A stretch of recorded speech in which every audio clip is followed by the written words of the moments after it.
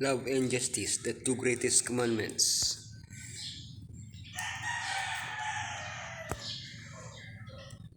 If someone says, I love Elohim and hates his brother, he is a liar.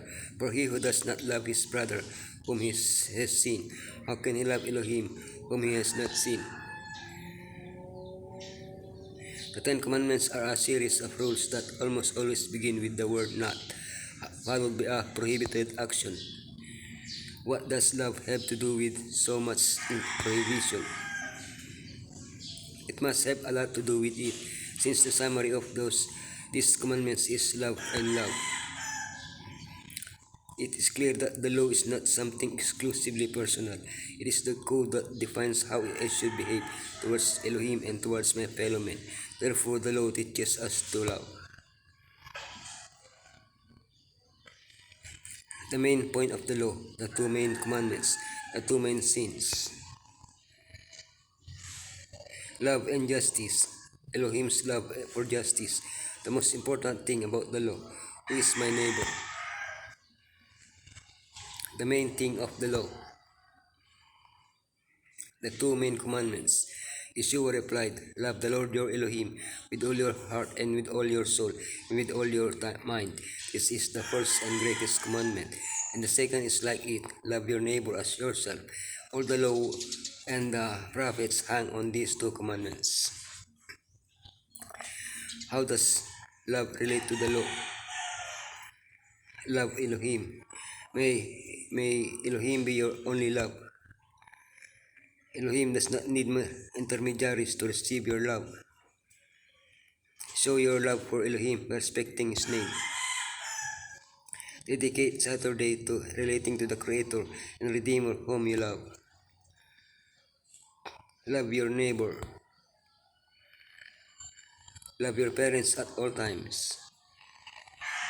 Show your love by respecting the lives and feelings of others. Love your spouse and always be faithful. Love respects what belongs to the other. Love without hurting with his words. Love without coveting what belongs to the one you love. It seems easy to be righteous by keeping the letter of the law, but true justice is demonstrated by loving. That is what Yeshua asked of the rich young man who believed he was righteous. Show through actions your love for others. Give to the poor, and your love for Elohim. Come follow me. The two main sins.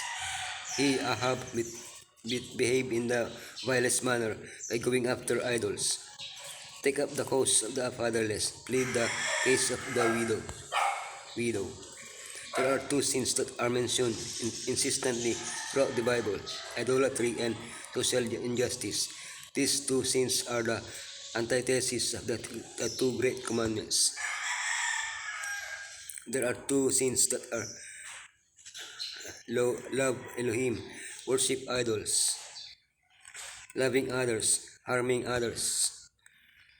Do you show your love for someone by doing the opposite of what he has asked of you? That is exactly what someone who bows down to an idol does. Even if he says he loves Elohim, he denies him with his actions, because not only does he not respect his law, but he shows his love to an inanimate object instead of to the Creator. Regarding love for others, Paul makes it very clear: love does no harm to a neighbor. Love and justice. Elohim's love for justice. The Lord loves justice and righteousness. The earth is full of His love. Since Elohim loves justice, it is logical that He would be angry with those who act unjustly.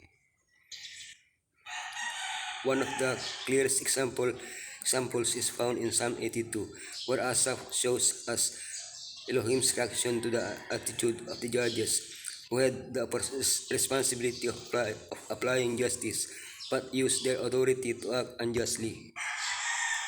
These judges called gods because of their position of responsibility, exercising justice by divine delegation, defend injustice, and favor the wicked. Elohim especially calls them to defend the helpless and the needy. If they do not do so, they will die for their unrighteousness. And this cry for justice does not concern only those who have judicial responsibilities. Elohim demands that each of us do justice. The most important thing about the law. Woe to you, teachers of the law and Pharisees, you hypocrites! You give a tenth of your spices, mint, dill, and cumin, but you have neglected the more important matters of the law: justice, mercy, and faithfulness. You should have practiced the latter without neglecting the former. Tithing, even the smallest thing, is obeying the law and therefore doing what is right. So why does Yeshua say that the actions of the scribes and Pharisees set aside justice? To do justice is not to be fair, but to apply the law correctly to others. Hence, in the law itself, the Pentateuch, there are exceptions to protect the helpless. Not nearly all the prophets have words of rebuke for those who act unjustly toward others or fail to apply justice in love. For Isaiah, for example, seeking justice involves helping the helpless. Nehemiah was outraged when protected by the law. The rich demanded the repayment of loans without taking into account the poverty of their brothers. Who is my neighbor? Which of these three do you think was the neighbor to the man who fell into the hands of robbers? The expert in the law replied, the one who had mercy on him. Yeshua told him, go and do likewise.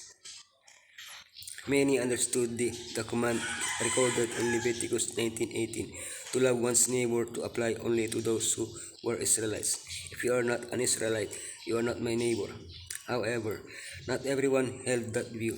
Thus, one scribe who asked a question that he himself was capable of answering wanted to justify himself by asking, who is my neighbor? Yeshua did not reveal the nationality of the wounded man on the road to Jericho. Neither the priest nor the Levite, examples of fulfilling the law, were interested in the helpless man. However, a non-neighbor, a Samaritan, was moved with compassion and fulfilled the law of loving one's neighbor as oneself. The enemy seeks power and cares about his own well-being. Yeshua left his throne, humbled himself, and came down to serve others and give his life to us. Who will we imitate? Let us be followers and imitators of Yeshua. Those who love Elohim cannot harbor hatred or envy. When the heavenly principle of eternal love fills the heart, it will flow out to others, not merely because favors are received of them, but because love is the principle of action and modifies the character, governs the impulses, controls the passions, subdues enmity, and elevates and ennobles the affections. This love is not contracted so as merely to include me and mine, but this is as broad as the world and as high as heavens, and is in harmony with that of the angel workers. This love cherished in the soul sweetens the entire life and sheds a refining influence on all around. If we love Elohim with all the heart, we must also love his children. This love is the spirit of Elohim. It is the heavenly adorning that gives true nobility and dignity to the soul and assimilates our lives to that of the Master.